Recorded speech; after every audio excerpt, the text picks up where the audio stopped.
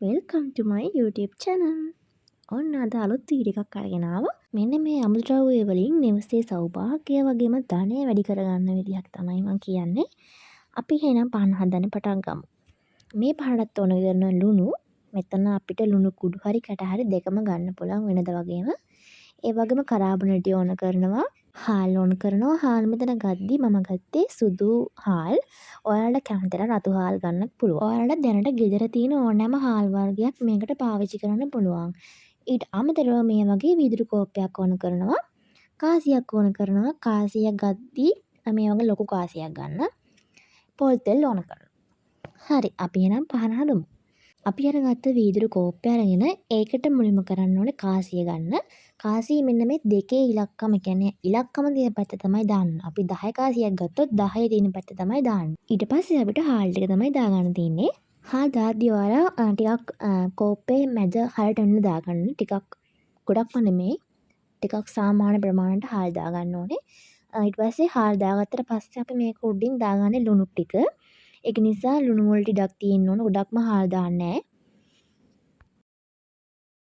අපි හාල් ටික දාගත්තට පස්සේ අර ඇඟිල්ලෙන් හාල් ටික සමාන විදිහකට අර සමාන මට්ටමකට හදා ගන්න ඕනේ. ලුණු ටික දාගත්තට පස්සේ අර හැන්දෙන් සමාන විදිහට සමාන මට්ටමකට හදා ගන්න ඕනේ. දැන් මෙතන ලුණු දාද්දි කෝප්පේ පිරෙන්නම ලුණු දාන්නේ නැහැ. අපිට මේකට දාන්න දේවල් තියෙන නිසා පිරෙන්නම දාගන්න නැතුව ලුණු ටික දාගන්න.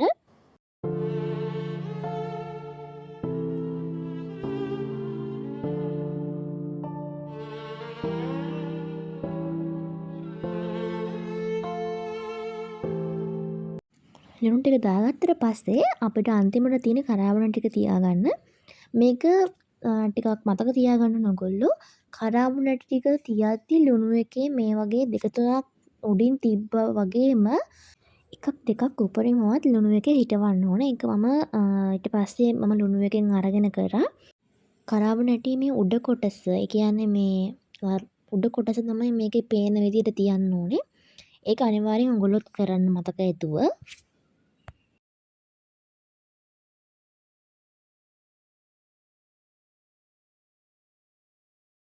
මේ පහනටත් මම තිරේ ගත්තේ ගිනි කූරක්. කලින් පහන වගේම තමයි ගිනි කූරක් ගත්තේ. වෙනසකට තියෙන්නේ අපි මේකට හාල් ගත්තා, කාසියක් ගත්තා.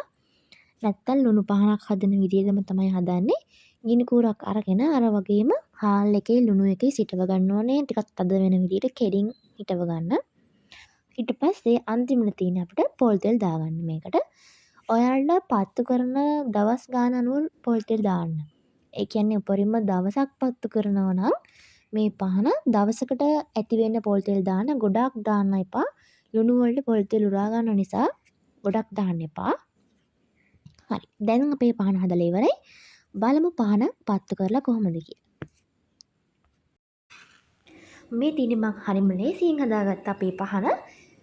අමුද්‍රව්‍ය 5කින් ගෙදර සෞභාග්‍ය, ධනය, ශාස්ත්‍රීයත්වය වැඩි කරගන්න පුළුවන් නම් කොච්චර වටිනවද?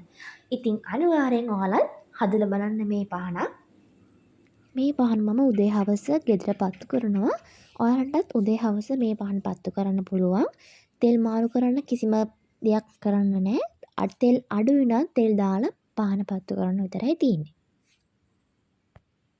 අදට ගිහින් එන්නම්. බයි.